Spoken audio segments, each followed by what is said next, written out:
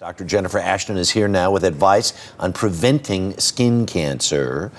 Especially now, spring break coming up. Right. A lot of people heading to tanning salons because they want a little pre-tan or something like that. Is there such a thing as a safe tan? If you ask the dermatologist, Harry, the answer is an unequivocal no. We have to understand that every time our skin gets dark, it is reflecting on the cellular level damage that potentially can lead to carcinogenic changes and resulting in skin cancer. So it's caution, caution, caution, That's caution. right. Proceed at your own risk. Exactly right. Let us talk a little bit about things people need to be mindful of in terms of skin cancer, because it can pop up almost overnight. That's correct. And we have to really emphasize people should get formal skin checks by a dermatologist over their entire body yearly.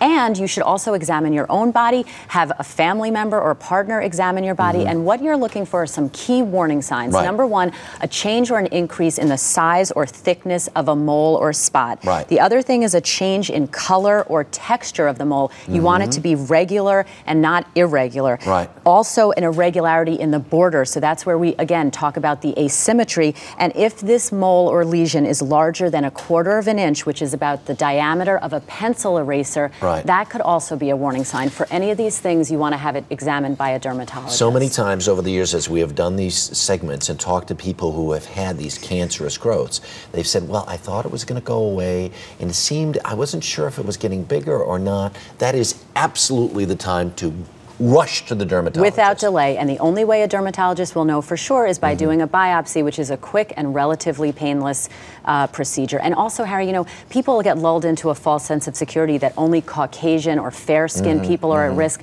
Not true. African Americans, Latinos, even though they are much lower incidence of melanoma, it can actually be more deadly, and they do get it. So this really applies to everyone. All right, how much sunscreen should we use if we are going to expose ourselves? More than you think you're using. In a tanning manner? Okay, first of all, you want to apply the sunscreen with a high SPF. I recommend well over the number 30, about 15 to 30 minutes before you go outside. The amount is actually before you go outside. Before, and it needs to absorb into your skin. Otherwise, if you put it out while you're on the beach or while you're in the tanning bed, it's too late. You lose that much time. That's correct. And this is the amount for one application. It's about the amount in a shot glass. So you should be going through a bottle pretty fast. Really fast. How interesting. All right.